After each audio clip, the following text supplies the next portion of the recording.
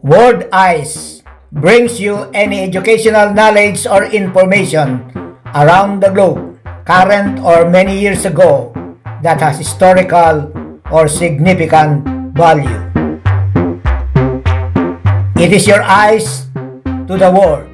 Do you know that the exodus of refugees created by the Russian invasion of Ukraine could be Europe's biggest refugee crisis this century?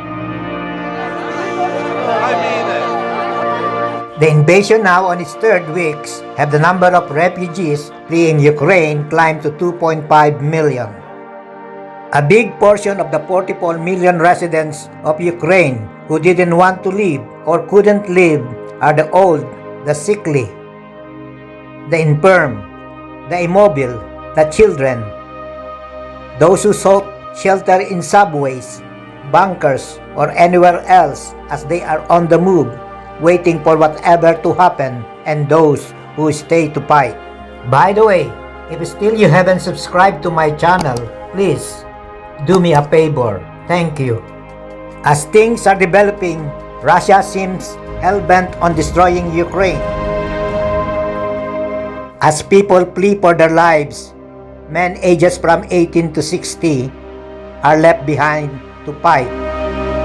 Plunged, the children waited patiently on the platform at Lviv, none of them crying or complaining. While children, so many of them, and women, as well as the elderly, are those allowed to leave for their own safety. It's mainly women and children. They told me their husbands and brothers have decided to remain in Ukraine to fight. Our husbands stay. Men gallantly bade goodbyes.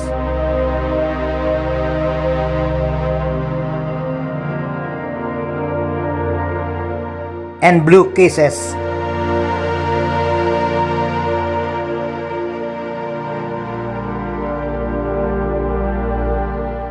Watching their loved ones taken away by buses and or trains out of Ukraine to a destination wherever it would be safe for them. Both shed tears of sadness as they immerse themselves into the grimmest situation.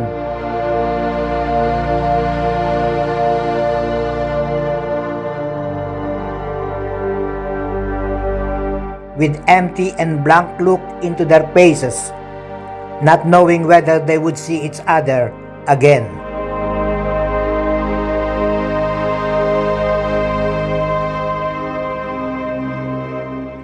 The extraordinary bravery and patriotism of these Ukrainian people, both men and women, have exemplified as their country is being bombarded by heavy missiles and tanks, have caught the admiration of the world.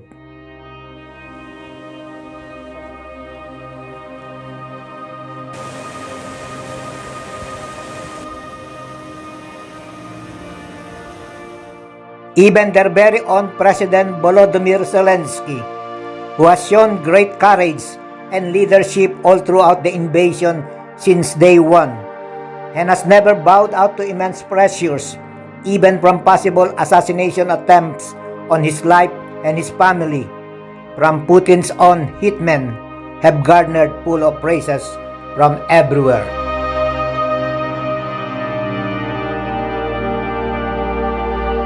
The world is astounded by their courageous behavior, and thus the women, upon their arrivals into the countries where they sought refuge, have been welcomed with open arms, never seen before in the history of humankind. The humanity of people reaching out to help is unbelievable.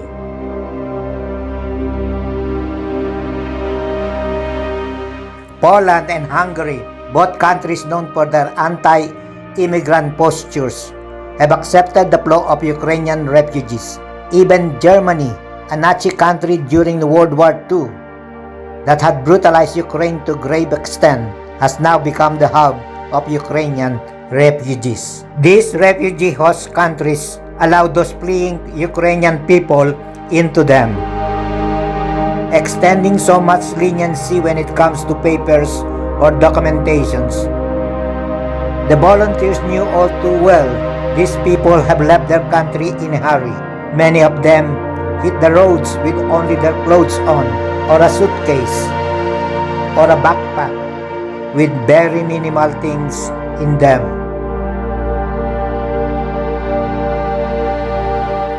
At every station they disembark on, be it at the border if they happen to cross on foot, and on the bus, or on train stations,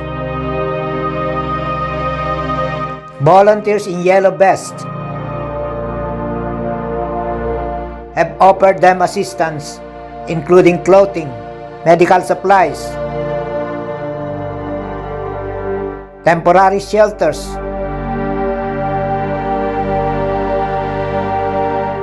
food,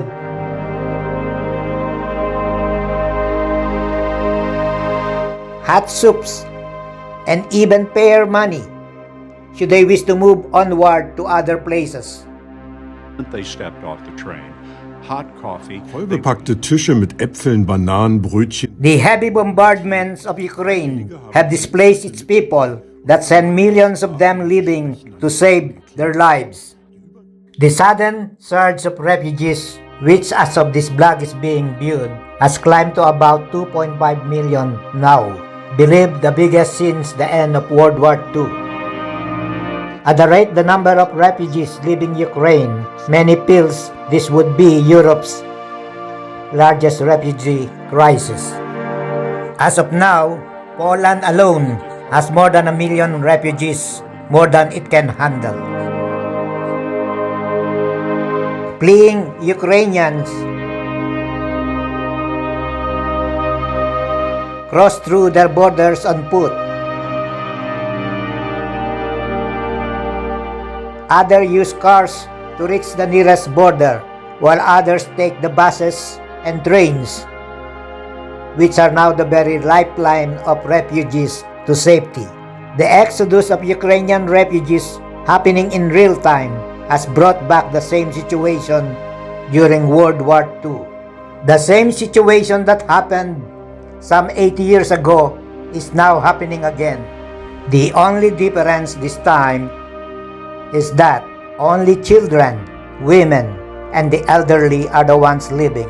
Men who meet the age requirement stay to fight for their country as well as to fight also for their very own survival. Whether they survive or not, those fleeing and those fighting back, it's anyone's guess.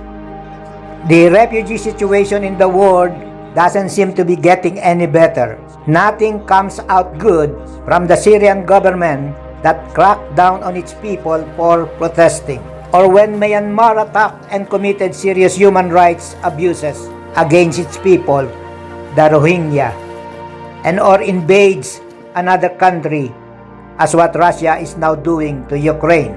As expected, the sufferings of those people involved in the crisis, those being helped and those extending helping hands, is only getting worse and worse every single day. Meanwhile, President Putin is forced to continue what he had started, lest he appears weak to the outside world and to his very own constituents. He had hinted to step down in 2024, but with Ukraine invasion still going on, staying in power longer is now more likely to happen. Now, on the third weeks of invasion of Ukraine, Putin's goal of having placed the country into submission is far from happening. The people are fighting back. Russian tanks are being ambushed or pushed back. The outcome of Putin's military adventurism will determine his grip to power, or how he will be judged by his own people. Everything is very much fluid. World peace is on the brink. Even Putin's very own survival is at stake now.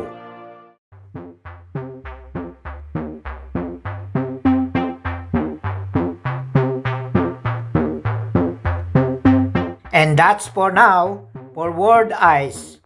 Stay tuned on my next vlog. And don't forget to subscribe, please. Thank you.